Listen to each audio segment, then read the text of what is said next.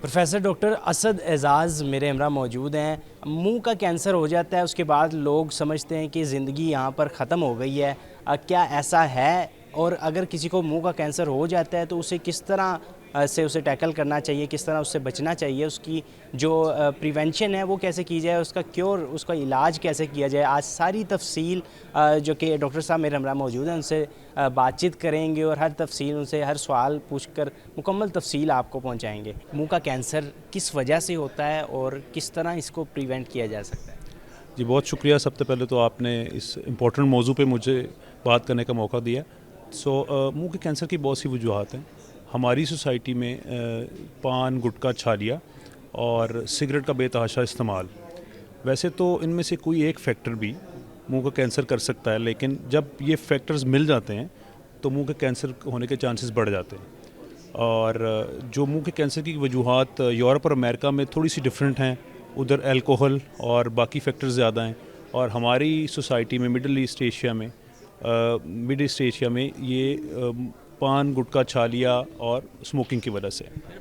कराची में देखते हैं ज़्यादातर ये गुटखा और इस चीज़ों की तरफ जाते हैं। लाहौर वगैरह में भी आप देखते हैं कि काफ़ी ज़्यादा इस्तेमाल होती हैं ऐसी चीज़ें। जी, इंटरेस्टिंगली आप सही कह रहे हैं कि कराची में पान का इस्तेमाल बहुत ज़्यादा है, वहाँ बहुत ज़्यादा पेशेंट्स हैं। लेकिन ये बड़ा अलार्मिंग है कि अब लाहौर और पंजाब में भी अगर हम पिछले 20 साल का मुआवजना करें, तो जब हमने ट्रेनिंग शुरू की आज से 15-20 साल पहले, तो उस वक़्त हमें अगर एक हफ़्ते में 3 मरीज़ देखने को मिलते थे कैंसर के, तो अब हमारे एक ओपीडी में 5 से 7 मरीज़ होते हैं। तो आप इमेजिन कर सकते हैं कि इसका मुंह के कैंसर होने का जो परसेंटेज है वो कितनी ज़्यादा बढ़ गई है। सर, जो दूसरे कैंसर हैं उसमें काफ़ी इंसान डिप्रेस हो जाता है, देखता है कि बचने के चांस बड़े कम नज़र आते हैं। क्या उम्मीद होती है मरीज़ की, अगर जल्दी पता चल जाए मुंह के कैंसर का, क्या रिकवरी हो सकती है, चांसेस होते हैं? जी, बड़ा आपका मौजू सवाल है। इसमें बेसिकली हम इसको जी डिफरेंट स्टेजेस में डिवाइड करते हैं, 1 से 4।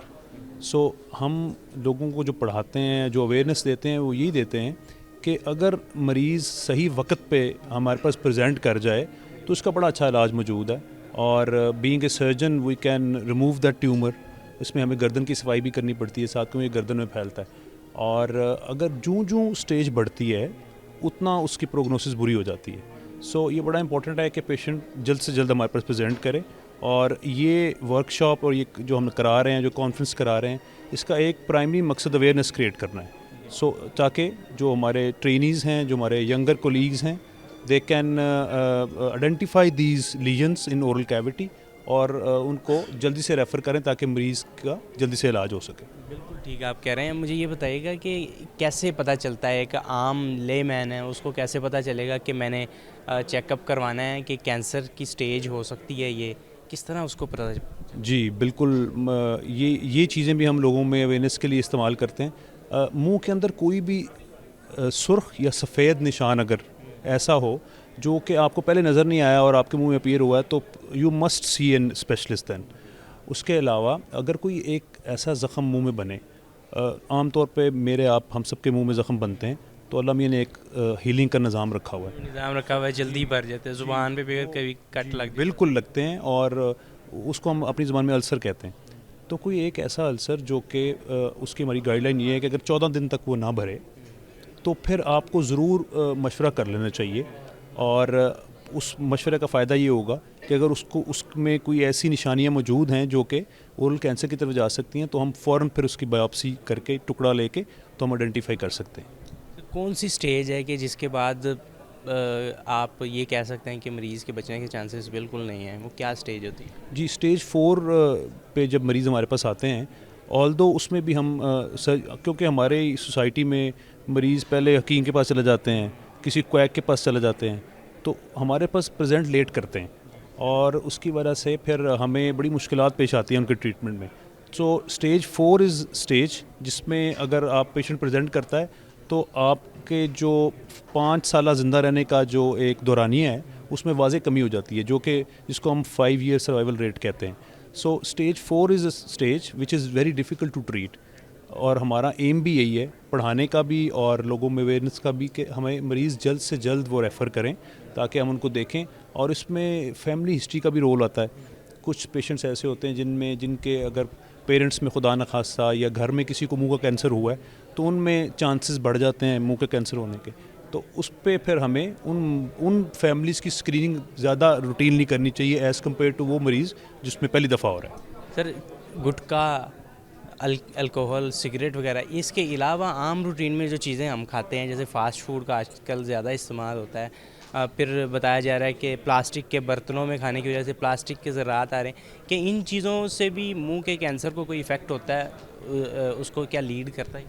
जी, मुंह के कैंसर में एक दो और बड़ी इंपॉर्टेंट चीज़ें जो ये हैं कि अगर आपके मुंह में कोई ऐसा दांत है जिसका कोई एज शार्प है और वो किसी एक जगह पे बार बार ज़ख़म कर रहा है, तो ये अच्छी चीज़ नहीं है। मुंह में एक जगह पे बार बार ज़ख़म का होना बड़ी ख़तरनाक चीज़ है और हमने मरीज़ ऐसे देखे भी हैं और ट्रीट भी किए हैं।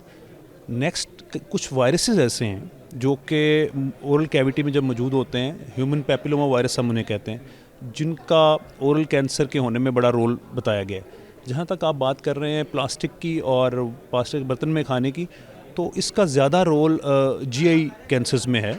ओरल कैविटी में it has not been proven yet, but आप बिल्कुल दुरुस्त कह रहे हैं कि जब हम प्लास्टिक के बर्तनों में गर्म चीज़ें लेते हैं और खाते हैं तो वो हमारी कैंसर का इंसिडेंट बढ़ा देती है। सो ये जो मुंह का कैंसर बेसिकली है, ये जेनेटिक डिजीज़ है। इसमें जब एक दफ़ा जीन्स में चेंज आ जाए तो फिर अगर हम एक दफ़ा पेशेंट को ट्रीट भी कर देते हैं तो उसके बाद भी नया कैंसर होने के चांसेस मौजूद रहते हैं। सो जो लेटेस्ट रिसर्च आजकल चल रही है वो जीन्स थेरेपी पे चल रही है। So it is aimed at gene modification, how to identify those poor genes और फिर उन्हें कैसे बेहतर किया जा सकता है। ऑडियंस देख रही है, अब जो लोग कैंसर में चले गए हैं या उनके फैमिली मेम्बर को इस तरह चले गए, उनको कैसे आप मोटिवेट करेंगे, क्या कहना चाहेंगे उन्हें, क्या मैसेज देना चाहेंगे, वो किस तरह अपने आप को दोबारा आम जिंदगी की तरफ लेके आए? जी, आपने बड़ा अच्छा सवाल किया है। चूँकि मुंह का कैंसर एक ऐसा कैंसर है जो विजिबल है। बाकी बॉडी में कैंसर्स होते हैं, जैसे खुदा न खास्ता किसी को गैस्ट्रोइंटेस्टाइनल ट्रैक्ट का कैंसर हो गया तो वो आप कपड़े पहने हैं, नज़र नहीं आ रहा, कोई ज़ख़म भी है खुदा न खास्ता। अब ये ऐसी चीज़ है आप छुपा नहीं सकते।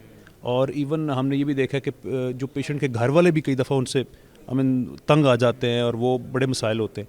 तो मशवरा उनको यही है कि this is not end of the world, आपको इलाज मौजूद है, आप स्पेशलिस्ट के पास जाएं। अल्हम्दुलिल्लाह ये बताना बड़ा ज़रूरी है यहाँ पे कि मेरा 15 साल कैरियर है और अल्लाह का शुक्र है कि मेरे कई मरीज़ जो मैंने ऑपरेट किए हैं, more than 10 years they are doing fine. Yes, we have lost patients जिनकी बड़ी एडवांस डिजीज़ थी, लेकिन हमें we should always look at the brighter picture और लोगों को हम उम्मीद देते हैं कि मौत ज़िंदगी तो अल्लाह के पास है। तो जो हिम्मत कोशिश हम डॉक्टर्स और उनके अटेंडेंट्स मिलकर कर सकते हैं वो करना चाहिए। और जदीद टेक्नोलॉजी की वजह से और नए ऑप्शंस की वजह से बड़ा अच्छा इलाज मौजूद है। और अल्हम्दुलिल्लाह पाकिस्तान में, मैं जर्मनी में रहा हूँ जी, और मैंने royal college of surgeons Ireland का भी एग्ज़ाम दिया, फेलोशिप की हुई है। हमने दुनिया में देखा है हम यहाँ पे जो काम कर रहे हैं, अल्लाह का बड़ा करम है कि वो इंटरनेशनल स्टैंडर्ड्स का है। हमारे रिसोर्सेज का कई दफ़ा इशू होता है, लेकिन अल्लाह का शुक्र है we are doing a very good job keeping our resources in mind. ठीक हो गया सर। लास्ट आपके से ये सवाल करना चाहेंगे, जो आपकी एसोसिएशन है और पाकिस्तान लेवल पे इसको प्रिवेंट करने के लिए क्या किया जा रहा है आपके मुताबिक? जी, जैसे मैंने पहले अर्ज़ किया था कि एसोसिएशन के प्लेटफॉर्म से ये कॉन्फ्रेंस एक एग्जांपल है जो हम लोगों को, अपने बच्चों को पढ़ाने के लिए, लोगों में अवेयरनेस क्रिएट करने के लिए, इसके अलावा हम छोटे मोटे सेमिनार्स भी करते रहते हैं in different cities, because our association is a national association. We have our representative in every city. तो वो अपने अपने तौर पे अपने इंस्टीट्यूशन में इस तरह के प्रोग्राम मुरतब करते रहते हैं ताकि हमारे जूनियर कोलीग्स में और पेशेंट्स में भी अवेयरनेस क्रिएट की जाए। यहाँ पे हुकूमत वक्त से गुजारिश करना बड़ा ज़रूरी है कि पान, गुटखा, छालिया और सिगरेट के लिए हमें बड़ी स्ट्रिंजेंट रेगुलेशंस बनानी चाहिए। ये जिस तरह हर गली मोहल्ले में मिल रहे हैं, जब तक हम इनको नहीं रोकेंगे, देखें एक तो वो बड़ा सस्ता है और हर जगह मौजूद है, इवन बच्चे भी खाते हैं। सो हमने अब एक चीज़ बड़ी अलार्मिंग जो ये है कि पहले ये बीमारी 30 से 40 साल के लोगों में नज़र आती थी, लेकिन लेटली हमने अब 10 से 15 साल के बच्चों में ये बीमारी देखनी शुरू की है, जिसकी एक बहुत बड़ी वजह ये इनकी अवेलेबिलिटी ऑफ दीज थिंग्स। छोटे छोटे बच्चों को हम बाहर जाते हैं, हर चीज़ मुहैया मिल जाती है आसानी से। बिल्कुल। और उसके लिए हमें गवर्नमेंट से गुजारिश है कि वो इस पर कोई बड़ी सख्त किस्म की पॉलिसी बनाएं और सिगरेट स्मोकिंग पे although they have placed that picture of oral cancer on top of that packet, but still it's not working. So cigarette वैसे ही मिल रहा है, तो उसका एक हल ये हो सकता है कि हम सिगरेट की प्राइस नहीं बढ़ा दें कि लोग लेने से पहले सोचें कि इतना हमारी ना सिर्फ कि आपके पैसे खर्च कर रहा है बल्कि आपकी सेहत को भी तबाह कर रहा है।